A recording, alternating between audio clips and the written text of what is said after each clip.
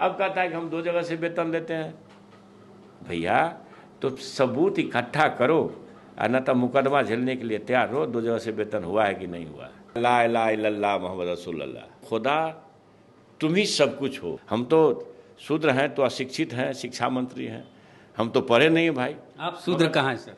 लीजिए वो जे अब आबिर जमन किरात खस सुपचाती अतिरूप जे अधरूप जे उसमें है कि नहीं, हमसे बताइए। मानस ने कहा है भैया हमको, अगर हम गुमान में रहें कि हम शूद्र नहीं हैं। सर है, आप शूद्र बोलते हैं अपने आप को, और कृष्ण के वंशज हैं आप, यदुवंशी हैं, और गीता में ही सब कुछ है जाति व्यवस्था को लेके। मेरी बात समझिए, विशेषाधिकार प्राप्त जातियाँ कौन है सर?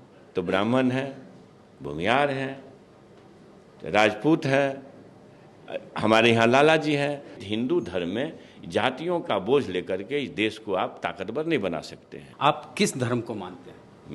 मैं हिंदू धर्म को मानता हूँ, मैं हिंदू धर्म में हूँ। हिंदू धर्म को मानते जी। जो बाबा साहब को मानते हैं कि नहीं सर?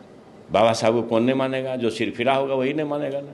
तो बाबा साहब को अगर आप मानते हैं तो वो तो जो जाति भेद का उच्छेद किताब है उसमें वो लिखे हैं कि इस देश में जो भी हिंदू समाज के लोग हैं वो बीमार है, और उनकी ये बीमारी उनके और देश के अन्य लोगों के लिए खतरा है। राष्ट्रपति और मुख्यमंत्री भी अछूत हो हैं, और इस कारण से मंदिर नहीं जा सकते हैं, मंदिरें धुल जाती है। यादव से लेकर के चंडाल तक के बारे में कह दिया कि ये तो अत्यंत पाप रूप ही हैं। लालू प्रसाद जी कहे थे कि ये जो शंकराचार्य के कितने पीठ हैं, 4, उसमें से रिजर्वेशन दे दो दलितों को, पिछड़ों को। कहाँ कोई माना? कोई माना क्या? इद्दत का मुद्दत कोई नहीं गुजारता है, 3 तलाक फटाफट कहता है।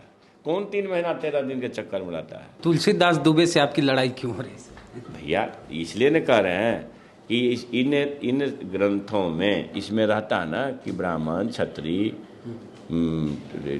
भूमिहार, लाला, इस सब वर्ण में नीचे हैं।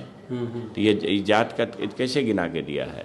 तेली, कुम्हार, चंडाल, भील, कोल और कलवार आदि जो वर्ण में नीचे हैं। यहाँ यादव नहीं है सर? अब वो दिखाते हैं। आभीर मतलब क्या होता है? अहीर। इसमें ना लिखा है, लेकिन सीधा सीधी समझिए अहीर। अहीरों को तो कहा कि भाई ये पाप रूप ही हैं, अत्यंत पाप। वो भी पाप रूप, हल्का नहीं, अत्यंत पाप रूप ही हैं। इसमें आप कैमरा लगाइए। ढोल गमार शूद्र पशु नारी, सकल तारना के अधिकारी। लिख लीजिए, कैमरा करिए। पूजा विप्र शील गुण ही ना, शूद्र न गुण गण ज्ञान प्रवीणा। शील गुण से हीन भी ब्राह्मण पूजनीय है, और गुण गणों से युक्त और ज्ञान में निपुण भी शूद्र पूजनीय नहीं है। मतलब बाबा साहब अम्बेडकर पूजनीय नहीं है, मगर औंठा छाप पंडित जी भी पूजनीय है। अगर तुलसीदास जी दुबे नहीं होते, तुलसीदास जी पासवान होते, तुलसीदास जी राम होते, तुलसीदास जी यादव होते, तो उन लोगों को खौफ है ना कि अगर जातियां गिनी जाएगी कहीं तो ऐसा ना हो कि और जातियों की संख्या हमारी घट न गई हो। अगर घट न गई हो तो हो सकता है ये 85 नहीं 95% ना हो जाए। तब क्या होगा? तब दिख जाएगा कि अरे ये तो हकमारी हो रहा है हजारों साल से। ये हकमारी के खिलाफ अगर कहीं गोलबंद हो गए जाति को जान करके, संख्या जान करके, तो भाई हर चीज़ में हिस्सेदारी होगी ना। संविधान की इतनी बात करते हैं सर, रामचरितमानस की बात करते हैं, तो आप संविधान की पढ़ाई अनिवार्य क्यों नहीं करते सरकारी स्कूल? आप बिहार के शिक्षा मंत्री। वेद प्रकाश जी, आपने कहा है कि संविधान, निश्चित रूप से एक सरकार, हमारी सरकार इस बात के लिए जरूर प्रयास करेगी कि एक हैंडबुक जो बच्चे पढ़ भी सकते हैं, समझ सकते हैं, क्योंकि संविधान से देश चलती है। संविधान ने हमारे सभी लोगों को समता का, समाजवाद का, गणतंत्र का, सबका ज्ञान दिया है। तो निश्चित रूप से वो हमारे कोर्सेज में शामिल हो, इसके लिए सरकारी तौर पर हम प्रयास करेंगे। पप्पू यादव जी लड़ रहे थे मेरे यहाँ चुनाव, मेरे खिलाफ लड़ रहे थे। हाँ, पिछली बार। जी, और पप्पू यादव हैं, समझ लीजिए, धन कुबेर, कोई मतलब नहीं, बाहुबली, ताकतबली।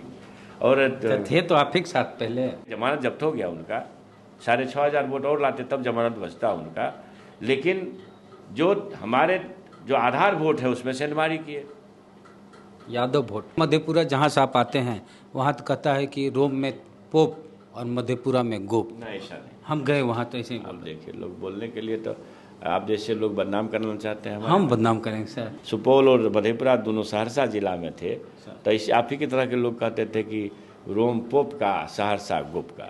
जितना गाय भैंस बैल काटते थे उतना ज़्यादा महिमा मंडन होता था उस राजा का। तो महाबली प्रथा थी, मैसेक्कर बोलते हैं उसको, और उसको अहिंसा लाए भगवान बुद्ध जी। बिहार के शिक्षा मंत्री चंद्रशेखर यादव जी पर आरोप लगा है कि वो 2 जगह से तनख्वाह ले रहे हैं। चूँकि लाभ का पद है, एक तो मंत्री हैं बिहार सरकार में, शिक्षा मंत्री हैं, और औरंगाबाद में प्रोफेसर भी हैं कॉलेज के। तो सर, ये जो आरोप लगा है कि आप 2 जगह से सैलरी ले रहे हैं और लाभ के 2 पद पे नहीं रह सकते हैं, क्या सच्चाई है सर? ये जिन लोगों ने इस बात को उठाया वो लगातार इस शिक्षा मंत्री के चरित्र हनन में लगा हुआ है। इसका सीधा ये उदाहरण है कि जिन प्रिंट मीडिया ने या जिस इलेक्ट्रॉनिक मीडिया ने इस बात को चलाया उसको मेरा पक्ष पूछना चाहिए था। हम शिक्षा मंत्री हों चाहे ना हों, हम ये पद सब दिन के लिए तो नहीं होता है ना। आज है मेरे पास, कल दूसरे के पास होगा। एक सामान्य जन से भी उसका अपना अधिकार है कि फुटपाथ का भी अगर वर्कर होता हो तो उसके बारे में आप अगर कुछ लिख पढ़ रहे हैं तो कम से कम उसका पक्ष जानना चाहिए। इसका सीधा मतलब है कि आपने पक्ष जानने की कोशिश नहीं की, इसलिए अनाप शनाप चला रहे। और ये इस तरह के लोग, मानहानि का मुकदमा मैं करने जा रहा हूँ और मुकदमा झेलेंगे लोग।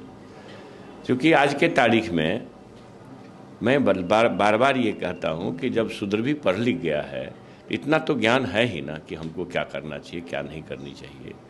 अब जिनको विश्वविद्यालय अधिनियम की धारा नहीं पता है वो लोग इस तरह के बयान देते हैं। सुशील मोदी जी बयान दिए हैं। अब बताइए, तो भाई आप कम से कम पढ़े लिखे कितना है हम नहीं जानते हैं, लेकिन आप शिक्षक नहीं हैं, आपकी पत्नी तो शायद कॉलेज में ही शिक्षिका है, तो उनसे पूछ लेते। एमएड में हमको पढ़ाई पटना यूनिवर्सिटी, उनसे पूछ लेते कि भाई विश्वविद्यालय अधिनियम क्या कहता है। विश्वविद्यालय अधिनियम की धारा 68 है, जिसमें महाविद्यालय के शिक्षकों को ये लिबर्टी है चुनाव लड़ने का, उसके लिए पद त्याग नहीं करना पड़ता है। और जब लिबर्टी है तो शपथ लेते ही वह विशेष अवकाश मिल जाता है उसको, स्पेशल उसको अवकाश। जब तक वो जीतते रहेंगे तब तक, फिर हारेंगे तो लोग जाएंगे वहाँ, तो उसके लिए विशेष छुट्टी का अवसर है। मेरा ये कहना है कि जो विश्वविद्यालय अधिनियम की धारा 68 का 60-61 पेज है जो मेरे पास है, 60-61 पेज को जो कोई पढ़ लेते हैं ना तो इस तरह का आरोप नहीं लगाते। अब रहा कि हम सुविधा लेते हैं, तो भाई वो एक्ट के अधीन है सुविधा, दोनों सुविधा। अच्छा, ये सुविधा जी, सैलरी नहीं। हाँ। सैलरी एक जगह से लेनी है। 96 में पहले लेते थे लोग दोनों जगह से। 96 में आदरणीय नेता लालू प्रसाद यादव जी के ही कार्यकाल में इस तरह के मामले उठे थे और ये तय हुआ था कि सर्कुलर से कि एक जगह लोग वेतन लेंगे, चाहे वो असिस्टेंट जगह पर लें जहाँ कार्यरत थे या फिर विधानसभा से लें, तो एक जगह से कहीं से लेनी थी। तो अगर मान लीजिए एक जगह से लेने का ऑप्शन मेरे पास है तो हम विश्वविद्यालय का ऑप्शन दे करके विश्वविद्यालय से आज की तारीख में सैलरी ले रहे हैं, तो ये कौन सा गुनाह है? अब देख रहे हैं कि लोग अटेंडेंस रजिस्टर को खोल के दिखा रहा है, अटेंडेंस रजिस्टर को खोल के दिखा रहा। भाई आप ये बताइए कि जब मैं एक स्वतः अवकाश, विशेष अवकाश, जैसे साधारण शब्दों में, जब मैं स्वतः विशेष अवकाश पर हूँ, जो एनओसी लेता है, लोग एनओसी लेता है, उसके आधार पर चुनाव लड़ता है और चुनाव लड़के जीत के आ गया, शपथ ले लिया, तो वो स्वतः अवकाश हो गया। तो जब मैं बताऊँ, जब मैं अवकाश पर हूँ, मैं विधायी कार्य देख रहा हूँ, तो औरंगाबाद हो कि पटना रहता तो चलिए मन्नत ये जा करके वो क्लास ले लेते, वो भी मैंडेटरी नहीं है। हाँ, ये हमारी इच्छा है, इच्छा है कि हम पटना में जाके क्लास ले लेते। अब औरंगाबाद में हम अटेंडेंस बनावें। जब ये अधिनियम जो है एक्ट 68 जो विश्वविद्यालय अधिनियम का, तो उसमें जब प्रावधान ही है कि हमको कहीं से एक जगह से वेतन लेना है और सुविधा हम जहाँ से ले वहाँ से ले सकते हैं, तो सुविधा असेंबली का लेते हैं, वाजिब है, सब लेता है। हम अकेले व्यक्ति हैं, हमको लगता है कि विधानसभा और विधान परिषद को मिला दीजिए तो आज के तारीख में भी 1 दर्जन के आसपास होंगे कॉलेज टीचर, 1 दर्जन के आसपास होंगे। तो जिनको न नियम से कोई मतलब है, न कानून से कोई मतलब है, और सिर्फ आरोप लगाने से मतलब है, छवि खराब करने से मतलब है। तो इस तरह के लोग इस काम में लगे हुए हैं।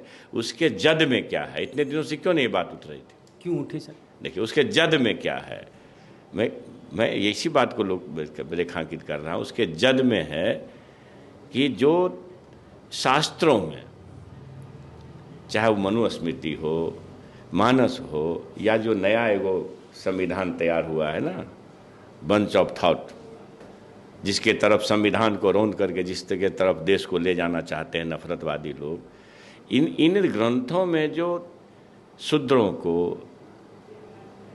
मातृशक्ति को, नारियों को जो माने एक तरह से अपमानजनक टिप्पणी, छोड़ दीजिए उसको, अगर आप कह सकते हैं तो गाली भी कह सकते हैं, तो अपमानजनक टिप्पणियां हैं।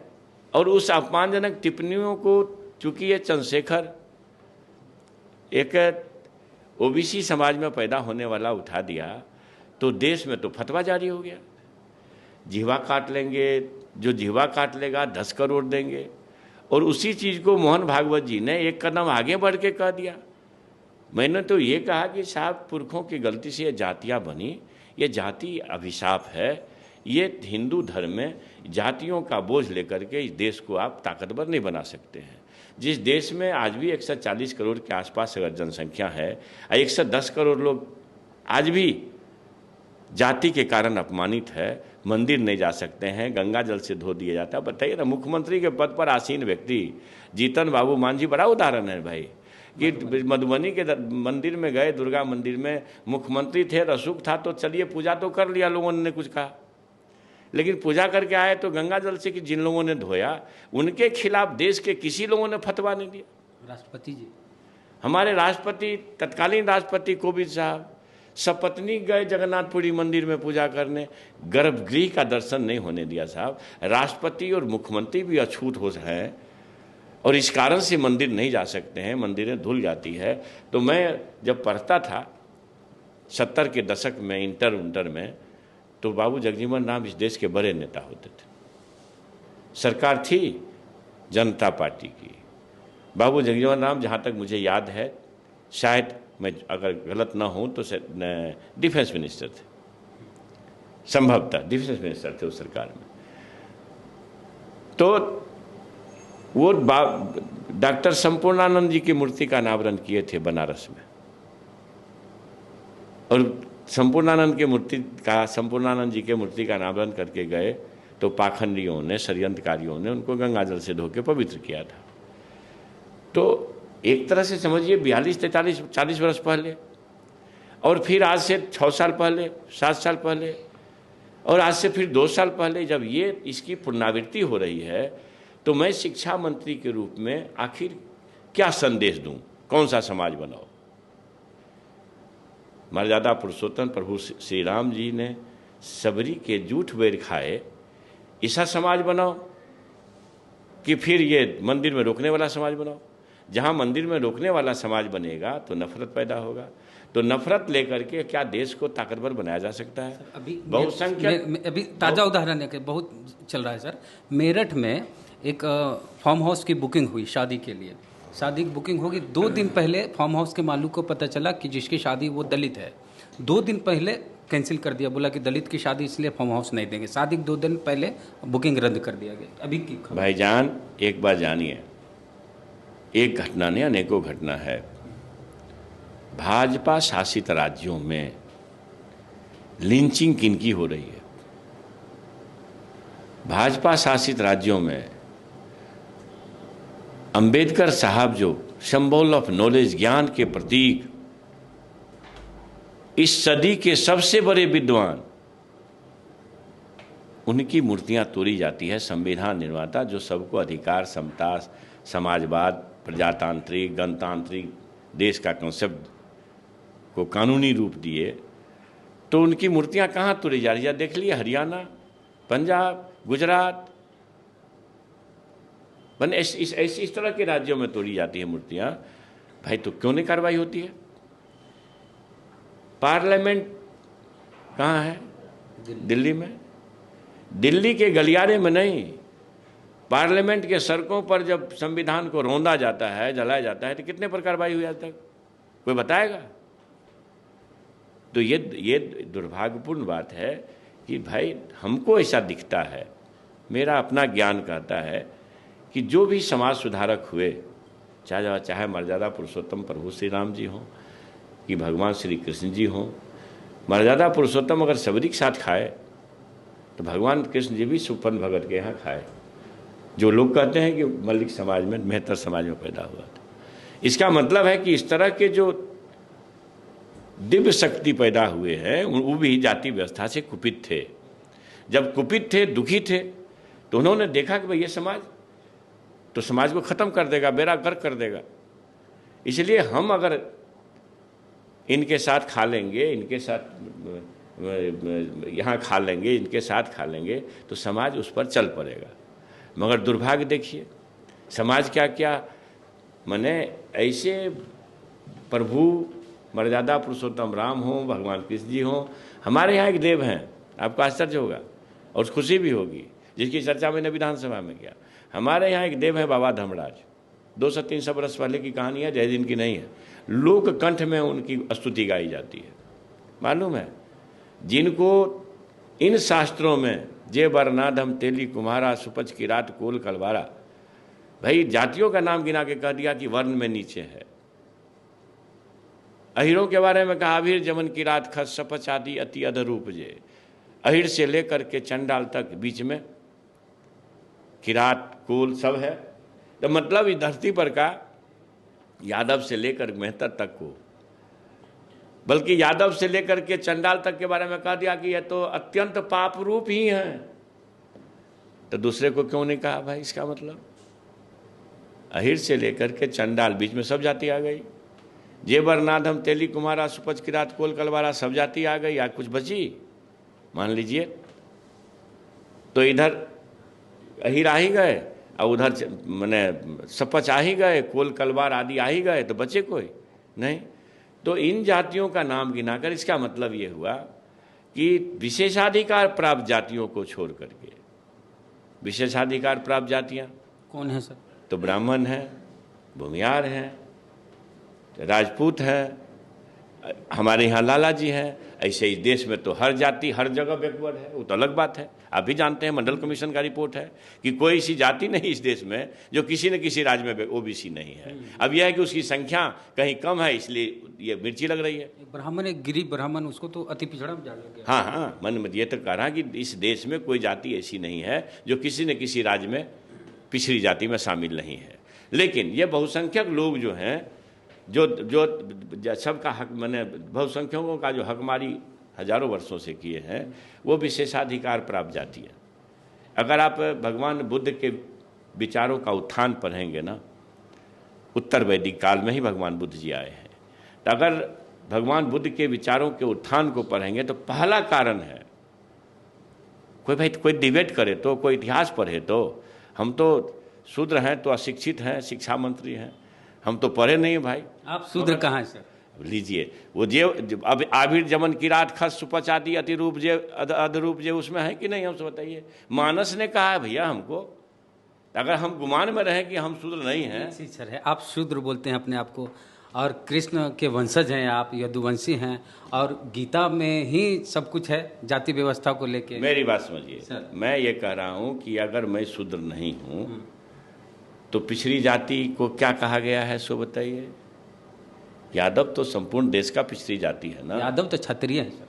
भैया पिछड़ी जाति है कि नहीं सो बोलिए। हाँ, ओबीसी। ठीक है, ओबीसी है तो ओबीसी ईबीसी अलग अलग मत देखिए। मेरा ये कहना है कि मानस के उत्तरकांड में आभिर जमन किराज खस सुपच आदि अति अधरूप जे, मन अहिर से लेकर के चंडाल तक सुपच आदि अति अधरूप जे, ये अत्यंत पाप रूप ही हैं, ये संज्ञा दी गई है। मैं खोल के दिखा दूं? नहीं, आप तो विधानसभा में भी दिखा दीजिए। हाँ, मैं खोल के दिखा देता हूँ। मैं खोल के दिखा देता हूँ। तो मेरा ये कहना है, दिखा देता हूँ पहले। हाँ सर, दिखाए। तो मेरा ये कहना है कि अगर मान लीजिए कि हमारी जाति के लोगों को इस मन में यह गुमान हो कि हम बहुत ताकतवर जाति हैं, तो उनको कम से कम मानस के उत्तरकांड का वह प्रसंग जरूर देखना चाहिए कि भाई जिसमें आपको कहा गया आभिर जमन किरात खत सुपच आदि अति अधरूपजे। अच्छा, तब तक आ रहे पुस्तक सर हम जानना चाहेंगे आप किस धर्म को मानते हैं? मैं हिंदू धर्म को मानता हूँ। मैं हिंदू धर्म में हूँ। हिंदू धर्म को मानते जी। हैं। बाबा साहब को मानते हैं कि नहीं सर? बाबा साहब को कौन नहीं मानेगा? जो सिरफिरा होगा वही नहीं मानेगा ना। तो बाबा साहब को अगर आप मानते हैं तो वो तो जो जाति भेद का उच्छेद किताब है उसमें वो लिखे हैं कि इस देश में जो भी हिंदू समाज के लोग हैं वो बीमार है और उनकी ये बीमारी उनके और देश के अन्य लोगों के लिए खतरा है। मेरी बात समझिए, बाबा साहब अम्बेडकर ने जो देखा सर, जो चिंतन किया, मैं उनके चिंतन को चुनौती तो नहीं दे सकता हूँ ना। उनसे ज़्यादा पढ़ा लिखा तो नहीं हूँ ना, उनसे ज़्यादा किसी भी मामले में आगे नहीं हूँ। बाबा साहब अम्बेडकर की समझ बहुत अच्छी है। मैं कहाँ कहता हूँ कि अच्छी नहीं है। बाबा साहब अम्बेडकर ने कहा कि भाई मैं हिंदू धर्म में पैदा हुआ, ये मेरे बस में नहीं है, लेकिन मैं इसमें रहूं यह तो मेरे बस में है कि ना रहूं। तो उन्होंने धर्म परित्याग किया और लाखों लोगों के साथ धर्म परिवर्तन किए। ये आपके मेरा ये कहना है कि बाबा साहब अम्बेडकर ने एक दर्शन देकर के दुनिया को दिखाया और वो सिंबल ऑफ नॉलेज हुए। मैं ये कहता हूँ कि मैं आज तक इस हिंदू धर्म में हूँ और हमको धर्म के जो दर्शन हैं, उस धर्म के दर्शन के जो बेहतरीन आयाम है उसको आगे लाने में कोई गुरेज नहीं है। उस पर मैं बहादुरी से बोल सकता हूँ। मेरा ये कहना है कि मैं इसमें यह कहने में कोई दिक्कत नहीं है कि बाबा साहब अम्बेडकर एक दर्शन है। बाबा साहब अम्बेडकर ने जो दिया है संविधान, आपको कानून बना करके जो अधिकार दिया है वो आप 15% भी नहीं ले पाए। तो हम जो इस युग के कोट पेन टाई वाले हैं, जो बाबा साहब के नाम पर जो राजनीति चलती है, भाजपा वाला भी नाम लेते हैं बाबा साहब का, हम लोग को तो इस मन से एक तरह से इष्ट देव के रूप में मानते हैं, और वो लोग भी बापू का नाम लेते हैं, बाबा साहब का नाम लेते हैं, रात दिन उनके अपमान का काम करते हैं। तो ये इसका सीधा मतलब है कि निश्चित रूप से कहीं न कहीं ये वैचारिक दरिद्रता है। जितने इस्लाम के मानने वाले लोग हैं, मैं इस्लाम के बारे में इतना जानता हूँ कि अगर उसमें कहाँ नफरत बताता है, नफरत बताता है क्या? आप पाक किताब को पढ़ लीजिए पूरी तरह से। मैं पढ़ा हूँ, हमको तो अरबी नहीं आता, मगर हिंदी एडिशन आया है। तो उसमें कहा जाता है कि जो इस्लाम को नहीं मानता है वो काफिर है, उसको ये कर दो वो कर दो, ऐसा नहीं। उसमें देखिए पहला कलमा है ला इलाहा इल्लल्लाह मुहम्मद रसूलुल्लाह। ये इसका मतलब ये है कि खुदा तुम ही सब कुछ हो, मतलब तुम्हारा जो हुक्म है वही सब कुछ है। हुक्म क्या है? कलम पाक है, पाक किताब हुक्म है। जरा पाक किताब को छोड़कर दूसरी तीसरी की बात नहीं कर रहा हूँ मैं। दूसरा तीसरा जो आयाम जुटे हैं उसमें हदीस से लेकर के कई चीज़ जुटे होंगे, मैं उसके बारे में नहीं कर सकता। मैं जो पाक किताब है जिसको कलम पाक कहते हैं, उसमें से कोई छेद निकाल के दिखाए तो मैं उसके सामने खड़ा हो जाऊंगा कि भाई बताओ हमको संतुष्ट कर दो। मैंने पूरी किताब पढ़ जाइए। चोरों के लिए अलग दंड का विधान है, नशेरियों के लिए दंड का विधान है। गुनाह है नशाखोरी, गुनाह है सुदखोरी, गुनाह है व्यभिचार। दुनिया के तमाम इल्मों में सबसे खराब इल्म कहा है तलाक को, होना ही नहीं चाहिए। मगर देखिए पुरुष प्रधान समाज है, कौन इद्दत का समय गुजारता है? इद्दत का मुद्दत कोई नहीं गुजारता है, 3 तलाक फटाफट कहता है। कौन 3 महीना 13 दिन के चक्कर में रहता है? उसी को लोग मान लेता है। तो ये पुरुष प्रधान समाज में ये इस तरह के आदेश नहीं हैं। मेरा ये कहना है कि चाहे गुरबानी पढ़ लीजिए कि कोई भी धर्मशास्त्र को उठा के पढ़िएगा, मेरा मतलब है कि उनका आचरण जो है देवों का, उनके आचरण को देखिए। स्वतंत्रता प्राप्ति के 75 साल के में भी अगर ये अधिकार के लिए आज भी लोग लड़ते हों कि हमको मंदिर जाने दो, मंदिर जाने दो, तो हमारे सामाजिक न्याय के योद्धा, आदरणीय नेता हमारे सामाजिक न्याय के योद्धा लालू प्रसाद जी कहे थे कि ये जो शंकराचार्य के कितने पीठ हैं, उसमें से रिजर्वेशन दे दो दलितों को, पिछड़ों को। कहाँ कोई माना क्या? मान लीजिए अगर आपको सहिष्णुता होता, धार्मिक मसले हैं ये सहिष्णु हिंदू धर्म है, तो आपको स्वीकार करने में क्या दिक्कत थी? स्वीकार कर लेते। तो इस ढंग से कई बातें हैं। मेरा मकसद है कि साहब जो आपने रेखांकित किया, मैं उसके लिए किताब मंगाया था, निकालूंगा, उत्तरकांड निकालिए इसमें से। तो तुलसीदास दुबे से आपकी लड़ाई क्यों हो रही है? भैया इसलिए न कह रहे हैं कि इन ग्रंथों में जहाँ आपत्तिजनक अंश है उसके अर्थ को उसी में लिखा हुआ अर्थ है, हम न लिखे हैं थोड़े ना। उसी गीता प्रेस का हनुमान प्रसाद जी का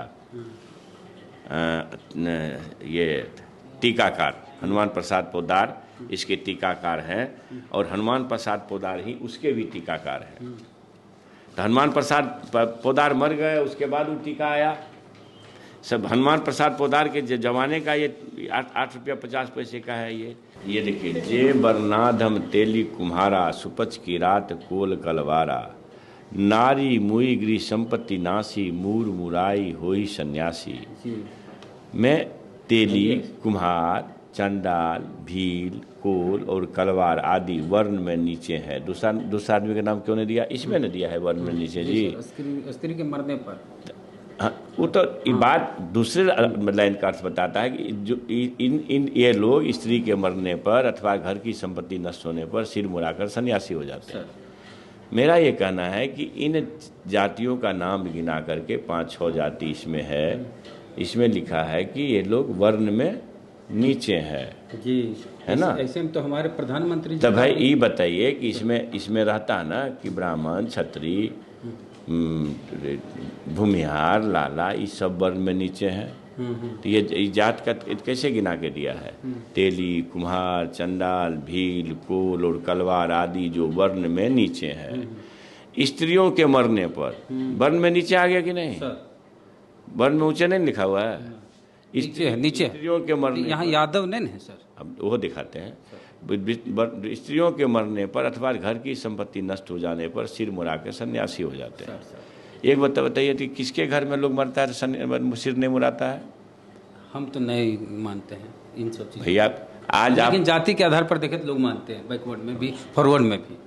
अरे घर के लोग मरते हैं तो बाल आप ना मुड़ाते हो, आप अलग अपना दर्शन रखते हैं, लेकिन ये परिपाटी है कि नहीं? सैकड़े 95% लोग नहीं, 99% लोग मुड़ाते हैं कि नहीं सर? तो फिर इन्हीं जातियों के लिए क्यों कह दिया कि नीच है? तो अब देखिए, अब आपने जो कहा ये यादव लोगों के लिए ना, कृष्णवंशियों के लिए, यदुवंशी, हाँ वही कृष्णवंशी, यदुवंशी, ये भी दिखा देता हूँ। आभिर, जमन, किरात, खस, सपच आदि अति अधुर उपजे। इसका क्या मतलब है? आभिर मतलब क्या होता है? अहीर। इसमें ना लिखा है, लेकिन सीधा सीधी समझिए अहीर। यमन से आने वाले लोग। किरात होता था पहले। खस माने गिरी हुई जाति।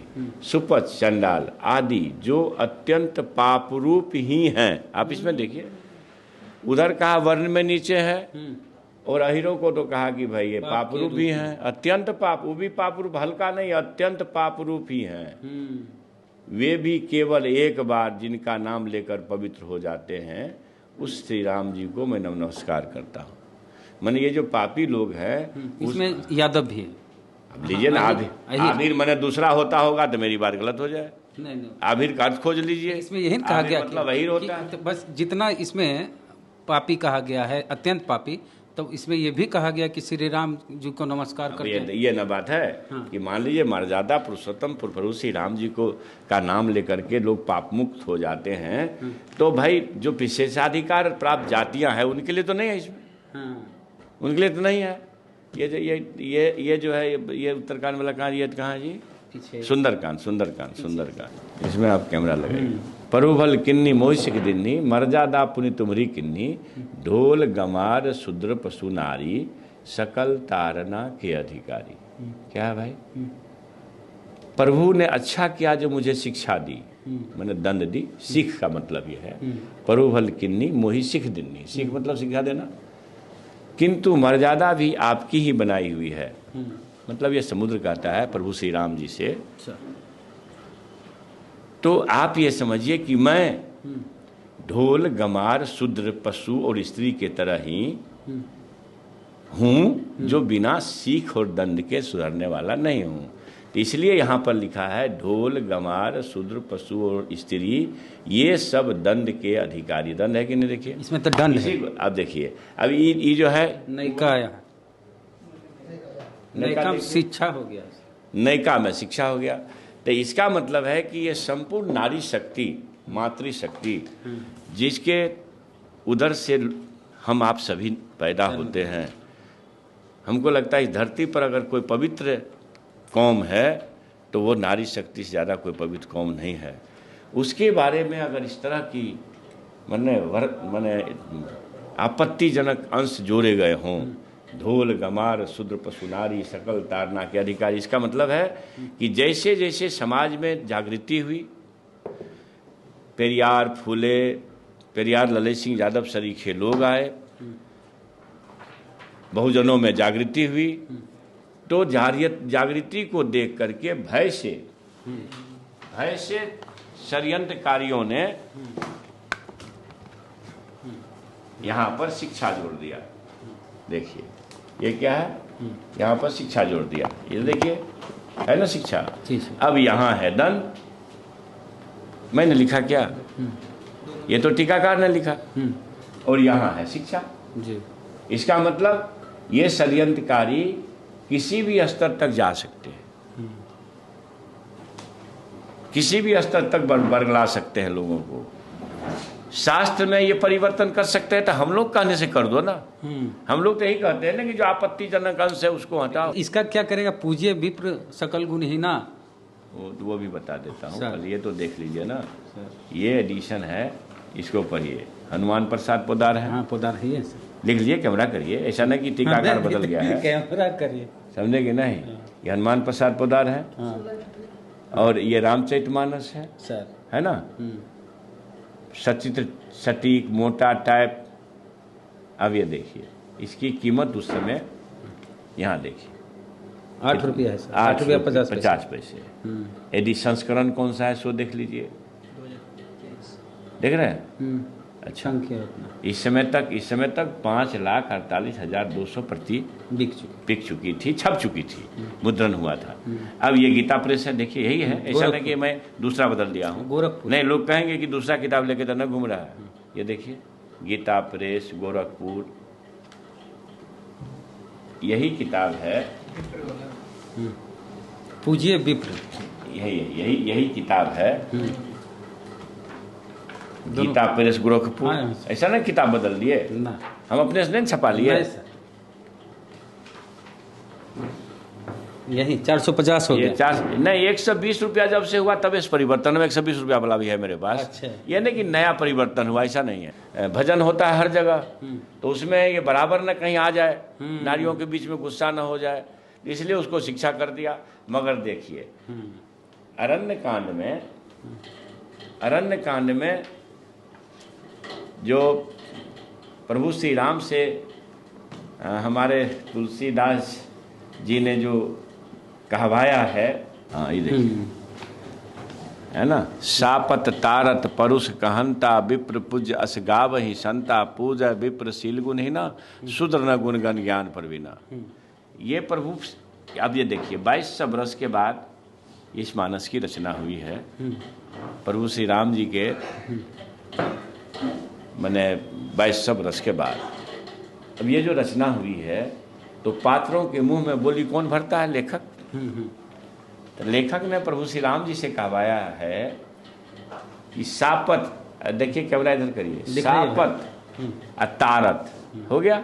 ये तारत, वहां तारन एक शब्द है, ठीक है कि अलग अलग? नहीं, एक यहाँ पर दिया है सापत तारत परुष कहंता। इसका मतलब हुआ साप देता हुआ, मारता हुआ और कठोर वचन कहता हुआ भी विप्र पूज्य अस गावहि संता, ब्राह्मण पूजनीय है, ऐसा संत कहते हैं।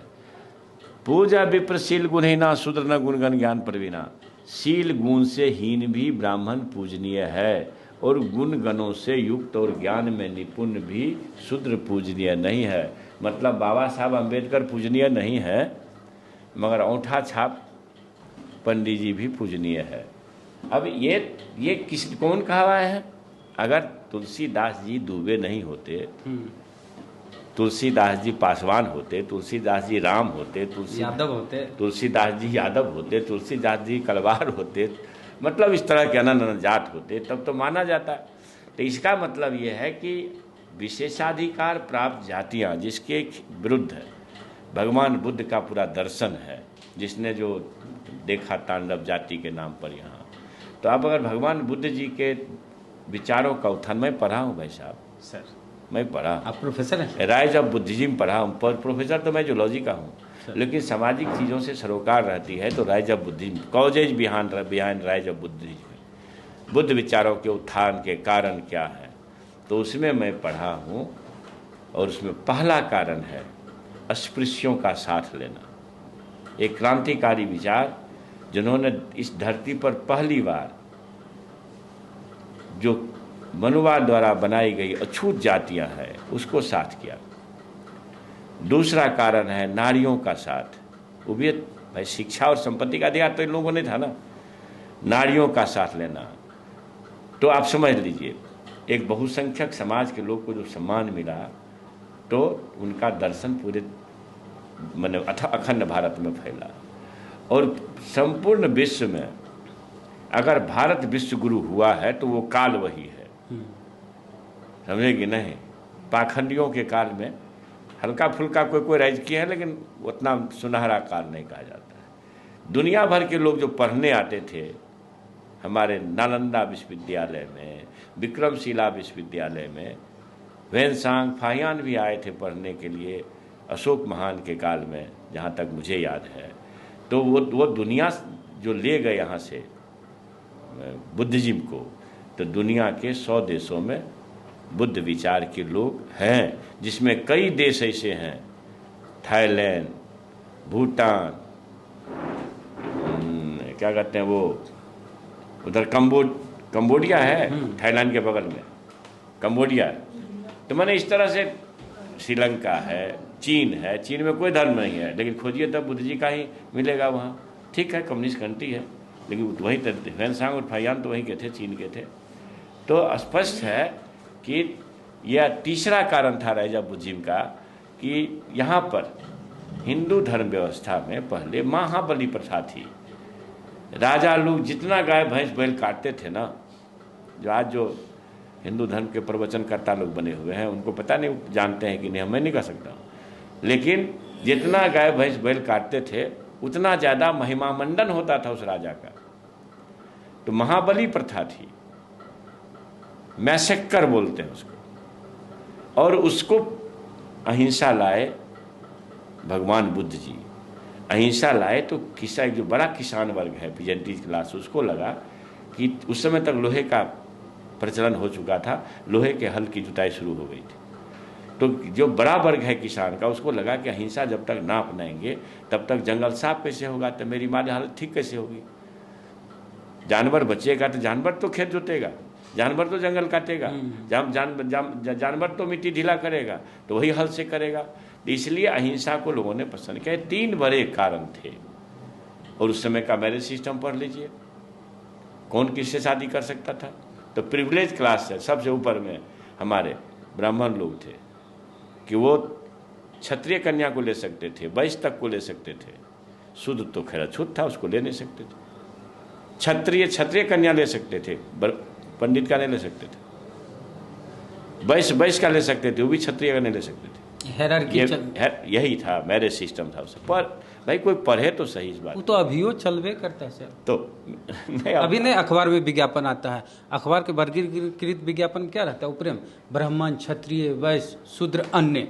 अब सुंदर सुशील गोरी कन्या चाहिए। अच्छा, वो तो खैर मेरा ये कहना है कि इन मामलों में जो प्रिविलेज का लेवल था, अब तो मान लीजिए इंटरकास्ट मैरिज भी होता है। हमारे महापुरुषों ने जो जागृति लाई है, महात्मा फूले, पेरियार, जननायक, कर्पूरी ठाकुर, हमारे आचार्य नयन देव जी, पंडित मधुलिमय, पंडित जनेश्वर मिश्र। दूसरा कहाँ आपके नेताजी जो किए हैं सर, उदाहरण है? हाँ नहीं, हमारे सामाजिक न्याय योद्धा आदरणीय लालू प्रसाद भाई, हम कहते हैं लालू प्रसाद यादव जी के यहाँ पर मतलब तेजस्वी जी किए inter caste marriage, inter religion में, तो वो उदाहरण है। नहीं, वो सर मेरा ये कहना है कि अब तो एक स्तर, एक लेवल पर कुछ जागृति आई है, नहीं आई है। मैंने हमारे पुरखों का चाहे शहीद जगदेव प्रसाद जी का कत्ल हुआ हो इस लड़ाई में, चाहे एकलव्य का अंगूठा काटा गया हो इस जाति संघर्ष में, तो इस तरह की जो चीज़ें आई है, अपमान, जननायक कर्पूरी ठाकुर अपमानित हुए हैं, तो इन तमाम महान पुरखों के शहादत के बल,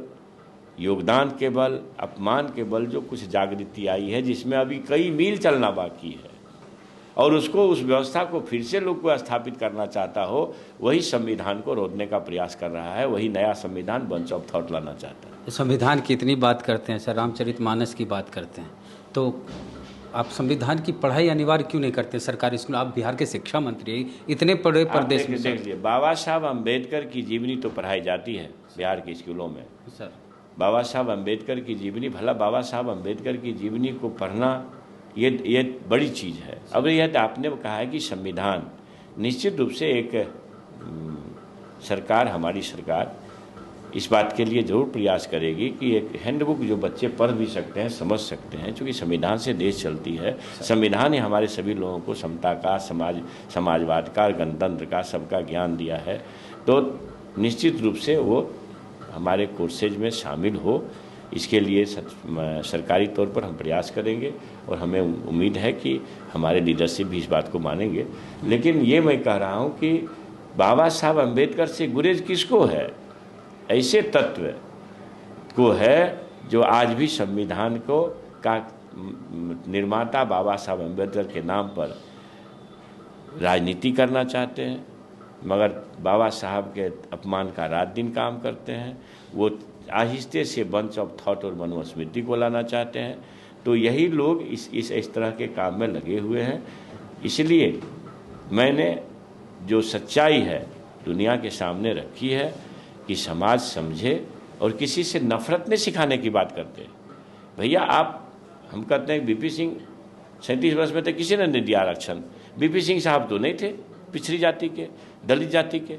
बीपी सिंह साहब ने आरक्षण दिया, और लाल किले के प्राचीर से जो उनका ऐतिहासिक उद्बोधन है कि ये आपको महसूस होगा कि साहब किसी भी हमारे जो अति पिछड़ा या पिछड़ी जाति में पैदा होने वाले सुरमा है, उससे कई कदम आगे बढ़ के उन्होंने हम लोगों का योगदान किया। क्यों? देखिए, जो देश की चिंता करेगा वो सबकी चिंता करेगा, वो कुछ लोगों की, मुट्ठी भर लोगों की चिंता करके देश को ताकतवर नहीं बनेगा। जो इस तरह के महापुरुष हुए हैं, बीपी सिंह साहब, डॉक्टर लोग या तो संघ ऊंची जाति के थे, उन्होंने समाजवाद लाया। आचार्य नरेंद्र तो पंडित थे, पंडित मधुली में तो पंडित थे, पंडित जनेश्वर मिश्र तो पंडित थे, चौधरी साहब तो जाट तो ऊंची जाति के होते, वो भी इस पंथ के पथिक थे, राजनारायण जी खुद ऊंची जाति के थे। 10 नाम ले लेंगे ना भाईजान, तो मैं उम्मीद करता हूँ उसमें से 6 जरूर मिलेगा पंडित, और 2 मिलेगा ऊंची जाति का, 1-2 नाम हम लोगों का मिलेगा। इसका मतलब यह है कि जिन महापुरुषों को यह चिंता हुई कि जब तक देश में वंचित कहे जाने वाली जातियों को ताकत नहीं दोगे, देश को कोई मायका लाल ताकतवर नहीं बना सकता है। इसलिए वंचितों को, शोषितों को, हाशिए पर धकेले गए जितनी भी जातियां हैं, जो 90%, 85% या नारी शक्ति को जोड़िए तो अब 97%, इन लोगों को जब तक आप ताकत नहीं दोगे, तब तक भारत को विश्व गुरु बनाने का नारा हो सकता है, सपना हो सकता है, पूरा नहीं होगा। सर, जातीय जनगणना पर जो जात को कोड मिला है उस पर विवाद हो रहा है। हम एक चीज़ कहना चाहते हैं, जब जातीय जनगणना के लिए बिहार विधानसभा में प्रस्ताव पारित किया गया, तब सरकार में राजद थी भी नहीं, लेकिन लालू यादव को, तेजस्वी यादव को टारगेट किया जा रहा है। हालांकि आप लोग की मांग थी, सर्वदलीय बैठक हुई, सब दल मिलके प्रेस कॉन्फ्रेंस किए, तो जब गाली देने की बारी आई, इतने बात नहीं आई है। जातीय जनगणना पर असेंबली का सर्वसम्मति से प्रस्ताव है सर, और सभी पार्टी के लोगों ने, मैं भाजपा दिल्ली डेलीगेट लेकर के गए थे और प्रधानमंत्री जी से मिले थे, बीजेपी के भी थे उसमें। इसका मतलब ये हुआ कि जो नाम लेते हैं बाबा साहब अम्बेडकर का, जो नाम लेते हैं राष्ट्रपिता बापू का, वो सिर्फ बरगलाने के लिए, वंचितों को बरगलाने के लिए लेते हैं। उनके अंदर आत्मा साफ नहीं है। आत्मा अगर साफ होता ना, तो ये बताइए, तो जो बीजेपी गवर्न स्टेट है वहाँ अगर बाबा साहब की एक मूर्तियाँ तोड़ी जाती हो तो कम से कम 100 मूर्तियाँ उसकी खड़ी होनी चाहिए। और टूटे ही क्यों? ऐसी संस्कृति क्यों पनप रही है? इसका मतलब उस तरह के तत्व को आप प्रिविलेज देते हैं।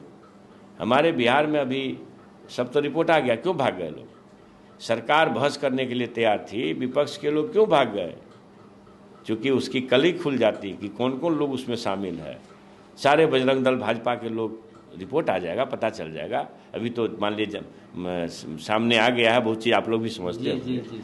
तो ये इन चीज़ों में मतलब सीधी सीधी बात है, जिन पुरखों ने महसूस किया कि भारत ताकतवर बनेगा तब जब इस देश के 85-90% लोगों को ताकत आएगी। तब आपके घर में 10 आदमी है, वेद प्रकाश जी, 8 बीमार हों तो स्वस्थ आदमी का परिवार कहलाएगा कि बीमार आदमी का? बीमार।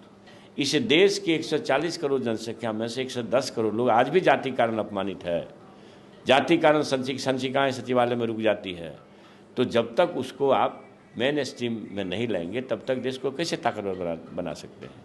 इसलिए ऐसे महापुरुष जिसने समाजवाद को गढ़ा, उनका एक अपील था कि विशेषाधिकार प्राप्त जातियाँ, ताकतवर जातियों, मजबूत कंधे वालों, हम जो वंचित समाज है, हाशिए पर ढकेले गए, इनको साथ करो तो देश ताकतवर बनेगा। समझाने का प्रयास किया, बहुत लोग समझे भी, तब तो मधुली में जनेश्वर मिश्रा है, नहीं तो आते क्या? तब तो हमारे मनोज झा जी है, नहीं तो आते क्या? मेरा ये मतलब है कि भैया एक दर्शन है जो समाज में जाना चाहिए, नफरत नहीं। नफरत क्यों भाई? वही जातीय जनगणना हो रहा है थोड़ा सा। हाँ, तो ये नफरत क्यों सिखावे? नफरत की जरूरत क्या है? लेकिन सत्य समझ लो और हमें गले लगाओ। आप मजबूत कंधे वाले हो, थोड़ा कम मैंने थोड़ा ढीला भी पड़ जाओगे तो आपका कुछ नहीं बिगड़ने वाला। मगर आपके योगदान से अगर कमजोर कंधे वाले ताकत मांगे तो देश विश्वगुरु था तो फिर से विश्वगुरु को प्राप्त करें। ये पूछते हैं कि जातीय जनगणना का फायदा क्या है? जातीय जनगणना से तो अगर फायदा नहीं होता तो प्रधानमंत्री जी क्यों नहीं गणना करवाते? अगर मान लिए वंचितों को इससे फायदा नहीं होता तो क्यों नहीं करवाते देश भर में? अगर फायदा नहीं होता तो विरोध क्यों करते लोग? इसका मतलब है कि फायदा कहीं न कहीं है, लोग खौफ में हैं। कौन लोग? देखिए, जो विशेषाधिकार प्राप्त लोग हैं, जो प्रिविलेज क्लास के लोग हैं, तो उन लोगों को खौफ है ना कि अगर जातियां गिनी जाएगी कहीं तो ऐसा ना हो कि और जातियों की संख्या हमारी घट न गई हो। अगर घट न गई हो तो हो सकता है ये 85 नहीं 95% ना हो जाए। तब क्या होगा? तब दिख जाएगा कि अरे ये तो हकमारी हो रहा है हजारों साल से। ये हकमारी के खिलाफ अगर कहीं गोलबंद हो गए जाति को जान करके, संख्या जान करके, तो भाई हर चीज में हिस्सेदारी होगी ना। 100 में शोषित 90, जगदेव बाबू कहते 100 में शोषित 90 है, 90 भाग हमारा है। तो भाई 100 में शोषित 90 और 95 हो जाएगा, तब क्या होगा भैया? तो इसलिए खौफ है, ये लोग डरे हुए लोग हैं, ये लोग हमारी हकमारी चाहते हैं, मारते रहे हैं, फिर से हकमारी चाहते हैं, इसलिए ये लोग इनका विरोध कर रहे हैं। अगर वोट की ज़रूरत होगी तो सबको कहो जय श्री राम। अधिकार की बात होगी तो भैया फिर हम आपको ना देंगे, आप पिछड़े हो, दलित हो, मंदिर में कहे जाते हो। बताइए ना, माने हम कहते हैं कि हम लोग भैया बापू के पद चिन्ह पर चलने वाले लोग हैं, हम लोग हे श्री राम वाले लोग हैं। वो लोग जय श्री राम वाले देश को जलाने वाले लोग हैं। तो जय श्री राम वाले से तो देश बनने वाला है नहीं, हे श्री राम से देश बन सकता है। यही विचार चलेगा और यही विचार देश को समृद्ध बनाएगा। कुछ व्यक्तिगत अपने बारे में कैसे राजनीति में आए सर? लास्ट में यही हम लोग का चल रहा है कि विधायक जी से मिलते हैं, मंत्री जी से, कि राजनीति में कैसे आए और कैसे कैसे। अब ये तो हमारा क्षेत्र है। हाँ, ये अलग है, ये इन सब चीज़ मेरा क्षेत्र व्यक्तिगत है। मेरे क्षेत्र को जानिए। हाँ, मधेपुरा से। मधेपुरा है, वो समाजवादियों का गढ़ रहा है। डॉक्टर लोहिया जी समाजवाद को बहुत नीचे तक ले गए। उस महान हस्ती को मैं इस रूप में ज़्यादा नमन करता हूँ जरूर, ऐसे तो नमन योग सारे पुरखे हैं, लेकिन एक ऐसा व्यक्ति जो साधनहीन और महज 52 से लेकर के 67 तक, कितना होता है 25 साल, 52 से 67 कितना हुआ? 15 साल। तो 52 से 67 15 साल हुए, 52 5 57 और 10 67, 67 में इस देश में 9 बड़े राज्यों में सरकार बदल दी कांग्रेसियों की। इसका मतलब है कि वो कितने प्रभावकारी व्यक्तित्व थे, कितने बेजोर इंसान थे कि उन पर लोग भरोसा करता था। तो इतना बड़ा दर्शन लेकर के और 9 राज्यों में बड़ी सरकार बना देना, और कम उम्र में अगर सर ना मरे होते ना वेद प्रकाश जी, तो इस देश की फिजा कुछ दूसरी होती। ज़्यादा नहीं, हमको लगता है कि उम्मीद तो गिने नहीं है, लेकिन 70 के अंदर ही उनका इंतकाल हुआ, 60 के बाद। एक्यूरेट तो हम नहीं जोड़ के देखे हैं तो कहेंगे, लेकिन 60 मैंने 65 64 के आसपास ही बेचारे का निधन हुआ है। तो ये है कि जब एक बड़ी शख्सियत खड़ी होती है जो समाज को लेके चलना चाहता है, उसमें डॉक्टर लोहिया जी का नाम आता है। आप ये बताइए कि अगर प्रभु परमात्मा ईश्वर खुदा किसी जाति के दास होते तो बाबा साहब अम्बेडकर जो मनवाद द्वारा बनाए गए अछूत जाति में पैदा हुए, इस सदी के ज्ञान के प्रतीक तो नहीं होते भाई साहब, सिंबल ऑफ नॉलेज तो नहीं होते। इसलिए किसी भी ईश्वर का, प्रभु का, परमात्मा का, खुदा का, प्रभु श्री राम हो, कृष्ण हो, जो भी लोग हैं, जितने नाम गिना दीजिए, तो उन्होंने जातियां नहीं बनाई। जातियों को इस धरती पर हमारे किसी पुरखे ने बनाई, जिसको मोहन भागवत जी ने कह दिया पंडितों ने बनाई। मैंने तो यह कहा कि भाई हमारे पुरखों गलती जाति बनी, ठीक है, पुरखा वो भी है, नहीं है क्या? हजारों हजार साल, 3000 4000 साल पहले गलती हो गई तो हमारे पुरखे हैं। तो हमारे पुरखों से जो गलती हुई, जातियों का जाल बन गया। एक दस्तरखान पर बैठना तो दूर, मंदिर आज भी नहीं जा सकते हम। अगर एक चटाई पर बैठा दो ना भाई साहब, तो आज देश हिंदुस्तान को विश्व गुरु होने से कोई नहीं रोकेगा। तो जो समाजवादी लोग हैं, जो सामाजिक न्याय के योद्धा आदरणीय लालू प्रसाद जी के पद चिन्ह पर चलने वाले लोग हैं, उसी में मान लीजिए कि बड़े सामाजिक दर्शन वाले डॉक्टर लोहिया, जननायक कर्पूरी ठाकुर, बाबा साहब अम्बेडकर, जयप्रकाश नारायण जी का भी है, आचार्य नरेंद्र देव जी का भी है, पंडित मधुलिमय का है, जनेश्वर मिश्र जी का है, राजनयिक फहरिस्त है, हमारे बीपी मंडल साहब का है, जननायक कर्पूरी ठाकुर जी का है, रामस्वरूप वर्मा जी का है, शहीद जगदेव प्रसाद जी का है। मतलब एक लंबी फहरिस्त जो हमारे पुरखों का है। तो उनके बलिदान को, उनके योगदान को, उनके अपमान को, उनके सपने को पूरा करना अगर है तो मंदिर तो दूर, मंदिर तो हमारा अधिकार की बात होगी, लेकिन एक चटाई पर बैठा दीजिए तो इस देश को विश्वगुरु बनने से कोई नहीं रोक सकता है। और न तो खाली नारा देते रहिए, देश को खाते रहिए, कॉरपोरेट के हाथ लुटवाते रहिए और यहाँ ठगने के लिए जय श्री राम करते रहिए, उन्माद पैदा करिए, नए पौध के हाथ में, नए युवकों के हाथ में, जो अभी 14-15 साल का बच्चा है जिसके हाथ में कलम देना चाहिए, उसके हाथ में तलवार थमाते रहिए, और फिर विश्वगुरु बनाने का ख्वाब तो पूरा नहीं होने वाला भैया। नारा आप दे सकते हो। आपने पूछा मेरी राजनीति, मेरा इलाका मधेपुरा, हमारे इलाके के महान समाजवादी नेता भूपेंद्र नारायण मंडल जी का उस इलाके में काम किया हुआ है। हम लोग बॉर्न सोशलिस्ट हैं, परिवार में समाजवाद का ही संस्कार चला। तो जब राजनीतिक बहस तो बचपन से होती है ना, बचपन से होती है, सुनते से सीखते रहते हैं। एक समाजवादी दर्शन आया दिमाग के अंदर, और फिर जब पढ़ लिख लिए इन शास्त्रों में लिखी हुई चीज़ों को से जो दुख हुआ, तब ये लगा कि साहब ये क्या है, तो मैं अपने लोगों को गोलबंद करूं। तो लगभग एमएलए तो है 13 साल पहले ना, एमएलए 13 साल पहले, 10 तब 13 साल पहले से कम मेरा 17-18 साल का ये राजनीतिक बताई, तो 30 वर्ष अब हो जाएगा। तो 17-18 साल पहले हम समाज को गोलबंद करने का काम किया, और इन दर्शनों को लेकर के मैं समाज के बीच गया। तो आप समझ लीजिए, मैं अभी पप्पू यादव जी लड़ रहे थे मेरे यहाँ चुनाव, मेरे खिलाफ लड़ रहे थे। हाँ, पिछली बार जी, और पप्पू यादव है, समझ लीजिए, धन कुबेर, कोई मतलब नहीं, बाहुबली, ताकतबली, और थे तो आप ही के साथ पहले। मैं ये कह रहा हूँ कि मेरे से चुनाव लड़े वो। हाँ, और जब लड़े तो जो भर बिहार लड़ते हैं तो कितना वहाँ लगाए होंगे एनर्जी, सो समझ लीजिए। मैंने तब समझना कहीं आसमान जमीन नहीं, आसमान पताल का फर्क है। और बहुत सारे वोट को ठीक है, जमानत जब्त हो गया उनका, 6,500 वोट और लाते तब जमानत बचता उनका। लेकिन जो हमारे जो आधार वोट है उसमें सेंधमारी किए, यादव वोट जो आधार वोट है सेंधमारी किए, 20-21 हज़ार वोट इधर से उधर हो गया। लेकिन जिन समाज के बीच मैंने काम किया, तीसरे बार के एमएलए हैं, दूसरे बार मंत्री हुए हैं, इतना बढ़िया।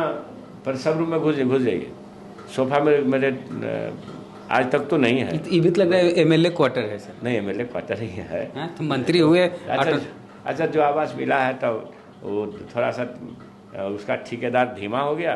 देखिए धीमा ठेकेदार मिल गया तो काम चल रहा है। ये बेचारों का है, ये बेचारों का है। मेरा ये कहना है कि आप देख रहे हैं, लेकिन आप उधर जाके देखिए, कम से कम 50 आदमी के आसपास, 25-30 आदमी सुबह में, 25-30 आदमी शाम में। हो सकता है कभी 70-80 भी रहता है। यहाँ तो जगह छोटा पड़ जाता है, दूसरे रत्ती आते हैं। 2 टाइम इज्जत से खिलाना, 1 टाइम चाय पिलाना। कौन लोग आते हैं? मजलूम बेबस इंसान ही तो आते हैं हम लोग के पास। सक्षम लोग आएंगे क्या? जिनको सरकारी अस्पताल में इलाज कराना रहता है वही आते हैं। एक पेशेंट रहता है, 3-4 अटेंडेंट रहते हैं। ये काम मैं एमएलए हूँ तब से नहीं कर रहा हूँ, जब से शिक्षक था, सगुना मोड़ में रहता था, वहीं से कॉलेज जाते थे। सगुना मोड़ में तो औरंगाबाद जाते थे यहीं से? नहीं, मतलब ये सगुना मोड़ में परिवार रहता था, औरंगाबाद रहते थे, फिर मान लो सप्ताह में आते थे, फिर जाते थे। मतलब ये हम कह रहे हैं कि यहाँ रहने वाले लोग जो हम सामाजिक कार्य चल रहा था, मैं आंदोलनकारी रहा हूँ, मैं जुड़ा रहा हूँ वहाँ से सामाजिक रिफॉर्म में अपने स्तर से, किसान मूवमेंट से, और किसान मूवमेंट से जुड़ा रहा तो मास लोग से, एमएलए बनने से पहले मास लोगों से संपर्क हुआ। तो अभी मान लीजिए 25-50 लोग रोज़ रहते हैं, उस समय 2-4-5 रहते थे। लेकिन जो हमको मानने वाले थे हमारे साथ ही रहते थे। तो जो खाना वही खिलाना है। तो जो भाई ये काम मैं करता हूँ, इसको मैं जरूरी समझता हूँ कि भाई यहाँ रह कर के लोग 2 महीना 4 महीना, एक यहाँ कौन लोग आते हैं? उधर जो परेशान हो जाता है गरीब लोग तो और ज़्यादा इलाज वगैरह। हाँ, उधर खर्चा कर करके, जबकि मैं सबको कहता हूँ कि अगर आपके 15 दिन में बुखार ठीक ना हो, 1 महीना में पेट ना ठीक हो, तो इधर पैसा नाजायज मत करो। हमारे यहाँ हो, पटना चलो और वहाँ इलाज कराओ, तो कम से कम लाश बनने से बच जाएगा। लेकिन क्या है, गरीब लोग पहले उधरे दम तोड़ लेता है, 10-25-50 हज़ार खर्चा कर लिया, जब बीमारी बढ़ जाती है तब लोग यहाँ आते हैं। मेरा ये कहना है कि भाई इन लोगों की सेवा करना, मजलूम बेबस इंसान का सेवा करना जितना क्षमता है, ऐसा तो नहीं ना है कि हम खेत बेच के कर रहे हैं। जितना प्रभु परमात्मा ने हमको क्षमता दिया है उस हिसाब से लोगों को खिदमत करता हूँ। तो अच्छा देख रहे हैं, हमको लगता है कि मुखिया जी का कहीं चैम्बर इससे बढ़िया रहता होगा। तो मंत्री आवास तो आपका तैयार ही हो गया लगभग सर? हो रहा है। कितना नंबर पे मिल गया? ये 12 बेली रोड में है। अच्छा। 12 बेली तो जाएंगे, 5-10 दिन हो सकता है लगेगा। मेरा ये कहना है वेद प्रकाश जी कि देखिए, सभी लोगों को, इस देशवासी को, चाहे सवर्ण हो या अवर्ण हो, हमारे जो सवर्ण है, जो मजबूत कंधे वाले लोग हैं, उनको भी हृदय चौड़ा करना चाहिए। और जो हजारों साल से सताई गई जातियां हैं, जिनको आज भी लोग मंदिर में न घुसने देता है, बेखौफ मंदिर घूमे, बेखौफ आपके घर जाए, मोहब्बत प्रेम का अखलाक का वातावरण बनाओ। ओबीसी आरक्षण को बीपी सिंह साहब ने दिया। साहब, ये कम बड़ा काम नहीं है। तभी तो कुछ नज़र भी आ रहे हैं, यादव जी लोग, चौधरी जी लोग, भगत जी लोग, गुप्ता जी लोग, कहीं IAS IPS में मिलते थे क्या? चौधरी जी तो ढेर जात लिखता है, मल्लाहो लिखता है, पासियो लिखता है, भूमियारो लिखता है, और कुशवाहा भी लिखता है। अच्छा, तो खैर मान लीजिए कि अपना पुरखों के नाम पर किसी का टाइटिल आ गया, कुछ आ गया, उससे ना मतलब। मूल बात ये है कि निश्चित रूप से हमारे देश के जो प्रिविलेज क्लास के लोग हैं, ये इनको हृदय चौड़ा करना चाहिए। सबको साथ लेकर के एक भारतवर्ष की चिंतन व्यवस्था में जुटनी चाहिए। हमारा उद्देश्य कहीं भी नफरत का नहीं है, पक्की बात यह है। मेरा उद्देश्य वह था भी नहीं, आज भी नहीं है। हाँ, लेकिन मैं जो बहुसंख्यक, जो अभिवंचित जातियां हैं, उनको अपनी स्थिति की जानकारी जब होगी तभी तो अपना हक मांगेगा। ये उद्देश्य है। और इसलिए मैंने इन चीज़ों को बहस में आज नहीं लाया हूँ, मैं तो 28-30 साल से लाता रहा। और शिक्षा मंत्री के रूप में भी मैंने ये हमारा 9वां व्याख्यान था जहाँ से ये विमर्श को लोगों ने विवादित कर दिया। अच्छा बताइए, हम पिछड़ी जाति के हैं तो हमने विमर्श छेड़ा तो वो हो गया विवादास्पद। मैंने आज तक भी लोग विवादास्पद कह रहा है, जबकि भाई मोहन भागवत ने उसको सील कर दिया। मोहन भागवत जी ने जब मोहर लगा दी, अब तुम हमको विवादास्पद क्यों कहते हो? अब कहता है कि हम 2 जगह से वेतन लेते हैं। भैया तो सबूत इकट्ठा करो, न तो मुकदमा झेलने के लिए तैयार हो। 2 जगह से वेतन हुआ है कि नहीं हुआ है? वो तो अटेंडेंस वगैरह सब दिखा रहे थे। अटेंडेंस दिखा रहे थे, मतलब हम विधानसभा में है अटेंडेंस बनाएंगे रंगा बन जाके ना। आरजेडी क्यों ज्वाइन किया सर? और भी पार्टियां थी ऐसे। मधेपुरा जहाँ से आप आते हैं वहाँ तो कहता है कि रोम में पोप और मधेपुरा में गोप। नहीं, ऐसा नहीं। हम गए वहाँ तो ऐसे ही। अब देखिए, लोग बोलने के लिए तो आप जैसे लोग बदनाम करना चाहते हैं। हम बदनाम करेंगे सर? हम वहाँ गए तो नहीं, आप इस पिछल के चुनाव में बोले। मेरी बात समझिए कि मतलब ये किसने कहा मुझे नहीं मालूम। लोग वहाँ तो ज्यादा जी लेकिन लोग आप एक बात बताइए, ये शुरू में जब सहरसा अकेला जिला था तो उस समय लोग कहते मधेपुरा जिला तो बाद में बना, तो लोग कहता था ऐसी लोकोक्ति आपके तरह लोग हम तो न कभी सुने न पढ़े हैं। लेकिन ये है कि पॉलिटिकली डिफेम करना है इलाके को, राजनीतिक रूप से, मतलब ये कंट्राडिक्ट करना है। मैंने राजनीतिक पॉलिटिकली कंट्राडिक्ट करना है तो आप खुद से कुछ कहते जाइए। अरे भाई ऐसा क्या है, धरती पर कोई इलाका किसी का उतर होता है, तब कह दीजिए फलाना उसका है, फलाना उसका है, दरभंगा उसका है, तो मुजफ्फरपुर उसका है, तो बेगूसराय उसका है। जब सहरसा एक हमारी सुपौल और मधेपुरा दोनों सहरसा जिला में थे, तो इस आप ही की तरह के लोग कहते थे कि रोम पोप का, सहरसा गोप का। हमारे जैसा जब मधेपुरा अलग हो गया तो मधेपुरा अलग हो गया था, उसको मधेपुरा में समता दिए। अच्छा। ऐसा पता नहीं कहाँ से आया। हम गए थे, हम सुने कहीं किताब में तो नहीं पढ़े भाई साहब, हम किताब में पढ़ते तो समझते। आरजेडी चॉइस क्यों रहा सर? अब समाजवादी दर्शन की पार्टी कौन सी है थी उस इलाके में, सो बताइए। Socialist party, Samajwadi socialist party, SSD, Samajwadi शोषित दल, ये क्या कहते हैं, समाज दल, शोषित समाज दल, प्रजा सोशलिस्ट पार्टी, इस तरह की पार्टियां जो बनती रही। बाद में आ गई जनता पार्टी, तो जनता पार्टी फिर जनता दल, जनता दल से अलग हुआ राष्ट्रीय जनता दल। तो भैया तो अलग हुआ राष्ट्रीय जनता दल तो हम कहाँ गए, तो वही में रहना था। तो जो हमारे पुरखों की पार्टी आगे बढ़ती रही उसी में हम रहते चले रहे, तो हम अलग से कौन पार्टी ढूंढ लेते, सो बताइए। अब जो पार्टी ब्रांचेज हो गई है तो उसमें नहीं, जिसमें थे उसी में रहे। शुक्रिया सर बातचीत के लिए। तो बिहार के शिक्षा मंत्री डॉक्टर चंद्रशेखर यादव जी से बातचीत हुई। खास बात इसमें यह कि बिहार में भी संविधान को पढ़ाया जाएगा सरकारी स्कूलों में, इस तरह का प्रयास इनके द्वारा और इनके नेतृत्व के द्वारा किया जाएगा। और बाकी बातचीत की इनकी सैलरी को लेकर जो बातें चल रही है कि राम लखन सिंह यादव कॉलेज है औरंगाबाद में, वहाँ प्रोफेसर हैं, वहाँ से भी सैलरी ले रहे हैं और मंत्री विधायक की जो सैलरी होती है वो भी ले रहे हैं, इस तरह का आरोप इन पर लग रहा है। तो इन्होंने कहा कि जो ऐसा कह रहे हैं उनको तथ्यों की जानकारी नहीं है। सुविधा हम भले विधानसभा का या मंत्री का ले रहे हैं लेकिन सैलरी हम कॉलेज का ले रहे हैं। तो पूरी बातचीत को लेकर आपका क्या कहना है, प्रतिक्रिया दीजिए कमेंट बॉक्स में। फेसबुक पे वीडियो देख रहे हैं, पेज को लाइक फॉलो नहीं किया तो कर लीजिए। यूट्यूब पे वीडियो देख रहे हैं, सब्सक्राइबर नहीं हैं तो घंटी बजा कीजिए। जय भीम, जय भारत।